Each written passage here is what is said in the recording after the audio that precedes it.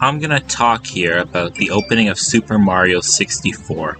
Probably the earliest memory that I have as a child is when I was about 2 years old, blowing into the cartridge and booting up Mario 64 for the first time in my parents' basement. I don't remember much, but I do remember picking up the controller and running around Peach's castle while my dad was watching. The sounds, Mario jumping around everywhere, leaping into the paintings to see what lies ahead. Being one of the first main 3D games, the magic of Mario 64 is how effortless the transition is. The first level is almost perfect in that sense. Running around this first level, following the path to the top, avoiding the enemies and jumping onto things.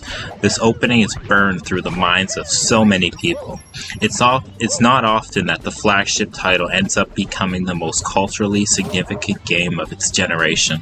Honestly, when talking about Mario 64's opening, there's only one other comparison that comes to mind.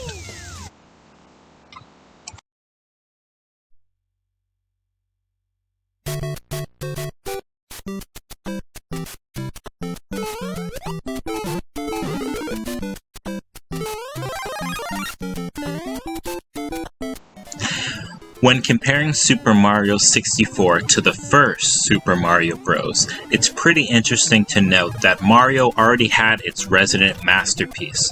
That opening was so significant for its time and defined how every future video games were going to be played in its very first outing. But the magic is that they were able to do it all again with Super Mario 64.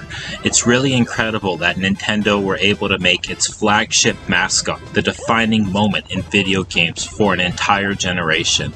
But it's even more incredible that they were able to do it twice. It may be the reason why the iconic plumber remains a cultural icon to this day. This opening has it all. Its dynamic camera that the player can utilize and move around, its analog stick that moves the player relative to the speed it's being pushed, its 3D level design that's able to guide the player in open spaces, its context-sensitive buttons that change its action depending on what your character is doing. These are all elements that remain present to this day, even all the way up to Elden Ring, and they were all initiated here in this opening level. Truly one of the most significant opening levels in all of video games.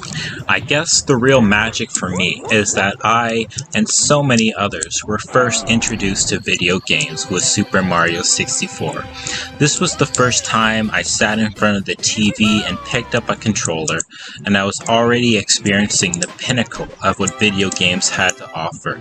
It may be why I still love video games to this day, and it's what makes this opening so very, very special.